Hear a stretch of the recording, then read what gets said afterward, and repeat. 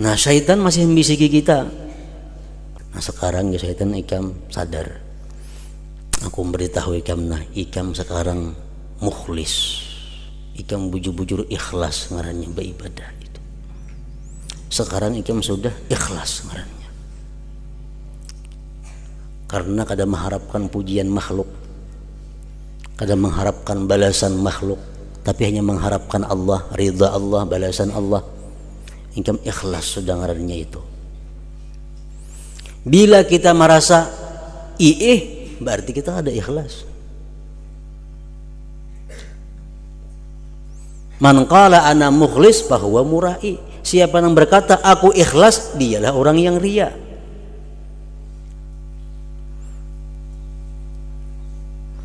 Nah kalau syaitan membisik kepada kita, ikam sudah tergolong orang yang ikhlas ibadah engkau, bagus sudah. Kita jawab bahwa aku bisa beribadah sedemikian rupa itu adalah semata-mata anugerah daripada Allah, bukan karena ilmuku kada, bukan karena kekuatanku kada, bukan karena apa-apa daripada aku kada. Semata-mata aku bisa beribadah itu karena Allah, adalah dari Allah semuaan. Aku kada bisa apa-apa, supaya terhindar kita daripada ujub, terhindar daripada ujub. Kalau kita ingat keistimewaan kita, kita ingat kebaikan yang ada pada diri kita, tapi kita lupa bahwa itu anugerah Allah, ngarannya ujub. Ini menggugurkan nilai amal juga, menggugurkan nilai pahala. Jadi wahai syaitan, aku bisa beramal karena mengharap ridha Allah, aku bisa beramal mengharapkan pahala Allah, itu taufik Allah kepadaku, hidayah Allah, bukan daripada ilmuku, bukan daripada itu ini kada, semua dari Allah.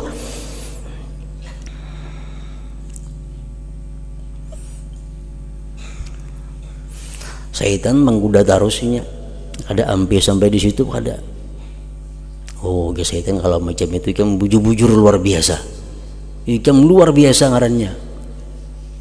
Innaka minal muttaqin, syaitan. Ikam bujur-bujur orang yang takwa kepada Allah ngarannya. Ikam bujur-bujur orang yang dekat dengan Allah.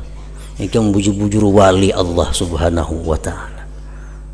Bila kita mengaku merasa, oh berarti aku wali, nah berarti kada wali itu lagi ngarannya. Bila aku merasa oh aku takwa ngarannya, nih kada takwa lagi.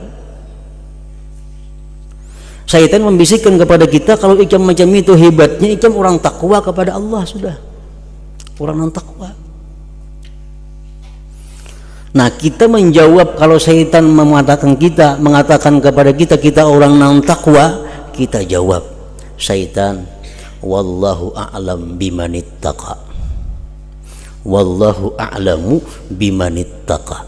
Allah nang tahu orang takwa itu bukan ikam.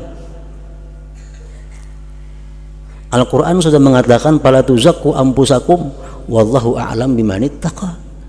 Jangan ikam merasa bersih diri, nang tahu bersih kadanya itu, takwa kadanya itu Allah, bukan aku nang tahu pada aku ni takwa, bukan ikam syaitan kada nang tahu aku ni takwa atau kada, itu Allah. Kalau ikam mendahan aku takwa, kau ada kau makai pun ikam, karena ikam kada Allah Ta'ala. Nah bisikan-bisikan itu pasti ada dalam hati kita, pasti ada. Itu dari syaitan untuk menggugurkan martabat kita, derajat kita di sisi Allah Subhanahu wa Ta'ala. Luar biasa ikam ini manusia luar biasa. Kalau macam itu je syaitan, aku yakin nah ikam ni min ahlil jannah. Ikam mati pasti ke surga kena. Ikam mati pasti ke surga je syaitan. Riyaknya kada ada, ujubnya kada ada, semuaan bersih. Aku yakin je syaitan ikam ni adalah ahlul jannah. Ikam pasti ke surga mati. Nah bila mana kita meyakini, mahakuni apa yang syaitan bahwa kita ini ahli surga, berarti kita ngarannya al-amnu min makrillah. Kita ngarannya sudah merasa aman daripada tipu daya, merasa aman daripada perdaya Allah Subhanahu wa Ta'ala. Dosa besar itu, dosa besar. Nah kalau kita dibisiki oleh syaitan bahwa kita ini ahli jannah, bahwa kita ini ahli surga, kita jawab, syaitan, orang-orang nang ahli surga itu syaitanai orang-orang nang di dalam rahim ibunya ditetapkan Allah sebagai said. Orang-orang nang bakal menghuni surga itu orang-orang nang man sabakat lahul husna. Artinya orang-orang yang sudah ditulis oleh Allah bahwa dia ini ahli surga. Mulai di lauhil mahfuz sampai di rahim ibu, karena malaikat membawa menulis janin dalam rahim ibu nih umurnya sekian, rezekinya sekian, surga atau neraka. Nah, nang tahu di rahim ibu itu siapa? Kan tahu lah, ada tahu. Jadi Allah menakdirkan aku nih ahli surga, kada tahunya nih tuh lain pada Allah. Jadi sampai sekarang aku bagaimanapun beribadah kepada Allah, walaupun aku mengharap surga, tapi aku tetap takut kalau aku kada masuk surga. Kada ada jaminan bahwa aku nih ahli surga. Nah, sampai di situ hanya syaitan berhenti menggoda kita. Kalau sudah sampai demikian kita mempunyai ilmu untuk menyanggah godaan-godaan syaitan, hanya kita jadi orang yang selamat dalam satu masalah itu. Nah, orang menuntut ilmu digoda syaitan, ini kan baik menuntut ilmu, ini kan mulia di sisi Allah menuntut ilmu. Kamu kena nyaman hidup menuntut ilmu, dunianya nyaman, akhiratnya nyaman, duit datangan lawan ikam. Ikam diangkat orang jadi ini jadi itu. Kalau ikam punya ilmu, itu bisikan daripada syaitan. Nah, syaitan sangat pandai, syaitan sangat pandai memerangkap engkau.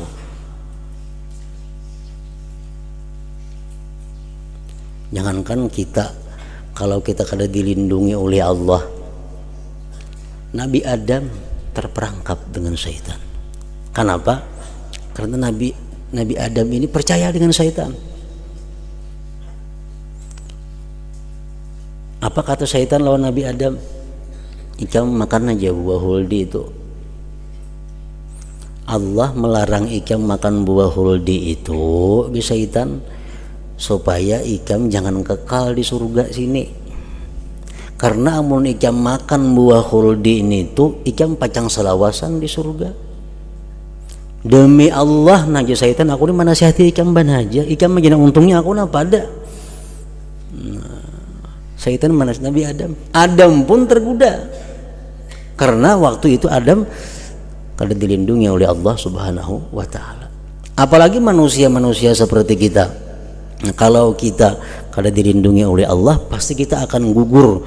Syaitan sangat pandai memerangkap engkau dengan menyetujui engkau mencari ilmu. Syaitan mendorong kita menuntut ilmu mati-matian, padahal sebenarnya ia telah memperdaya engkau dengan memisungkan niatmu.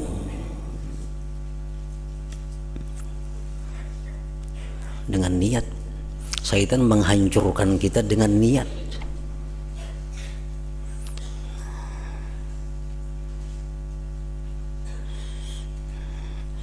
Tadi dijelaskan oleh pengarang Imam Ghazali, syaitan sengaja melupakan kepada kita hadis-hadis, ayat-ayat ancaman bagaimana orang menuntut ilmu bukan karena Allah, bagaimana ancaman orang-orang yang kada mengamalkan ilmu.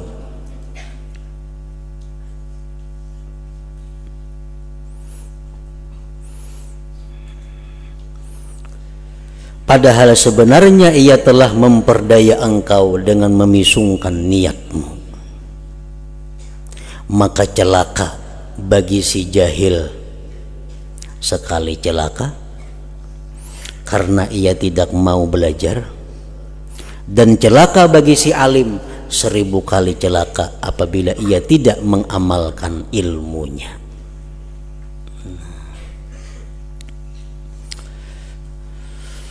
Jadi pengertian mengamalkan ilmunya orang alim ini itu ada tingkatan-tingkatannya. Memang orang alim nang macam apa aja alimnya kada akan bisa mengamalkan seluruh ilmu, itu pasti sudah.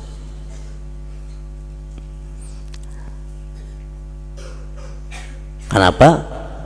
Kan dalam kitab-kitab, di dalam hadis-hadis itu banyak disebutkan bahwa orang-orang yang selalu berzikir kepada Allah sepanjang hari, sepanjang malam sangat beruntung. Kalau lama amalkan itu 24 jam zikrullah kada kawa. Jadi maksud yang utama daripada mengamalkan ilmu itu adalah yang pertama dahulu, bahwa seorang yang dapat ilmu, seorang yang berilmu itu dia bisa menjauhi yang diharamkan oleh Allah dan bisa melaksanakan apa yang diwajibkan oleh Allah. Itu yang utama. Contohnya, dia mengetahui hukum riba haram, dia mengetahui hukumnya zina haram, dia mengetahui hukumnya bersumpah palsu haram. Bahkan dia mengajarkan zina haram, riba haram, sumpah palsu haram, mengaku diri baik adalah haram. Tapi nyatanya inya seorang melakukan itu. Nah, ini yang dimaksud utama dengan tidak mengamalkan ilmu itu. Memang semua orang kan akan bisa mengamalkan ilmu. Makin banyak kitab, makin banyak ilmu diketahuinya. Cuma ada poin-poin tertentu yang dimana harus mesti diamalkan ilmu itu. Nah, ya tadi yang pertama, menjauhi hal-hal yang diharamkan Allah, melaksanakan apa-apa yang diwajibkan oleh Allah Subhanahu wa Ta'ala, itu yang utama. Nah, nang tingkatan nang tertinggi sedikit pada itu adalah orang-orang yang bukan hanya mampu menjauhi yang diharamkan Allah, tapi dia mampu menjauhi hal-hal yang dimakruhkan oleh Allah.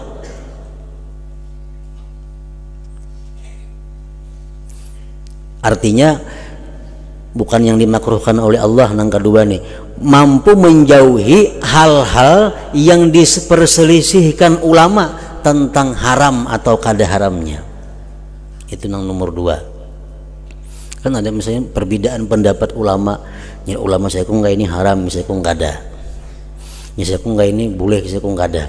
Nah, inya kau mengamalkan itu mengambil yang terbaik. Nah, yang ketiga, inya kau mengamalkan ilmunya sehingga dia bisa meninggalkan hal-hal yang dibenci Allah.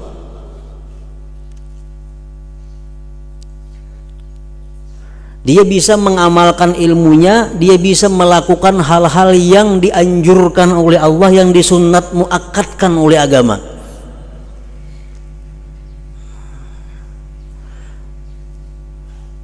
Nah, tingkatan yang tertinggi lagi pulang, dia bisa melakukan seluruh sunat-sunat, baik sunat muakkad, baik sunat nang kada muakkad, apalagi nang wajib sudah dikerjakannya. Dan dia bukan hanya meninggalkan nang haram, meninggalkan nang khilafiyah, meninggalkan nang makruh, bahkan meninggalkan nang kurang baik pun ditinggalkannya. Ini lebih tinggi lagi derajatnya.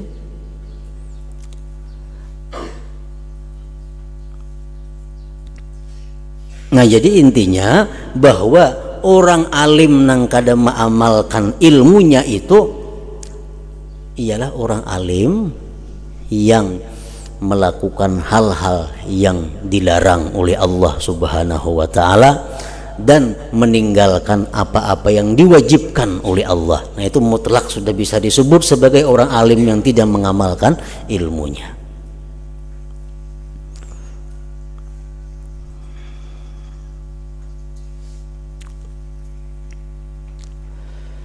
Nah, kemudian dan ketahuilah bahwasanya manusia di dalam menuntut ilmu ini terbahagi kepada tiga keadaan.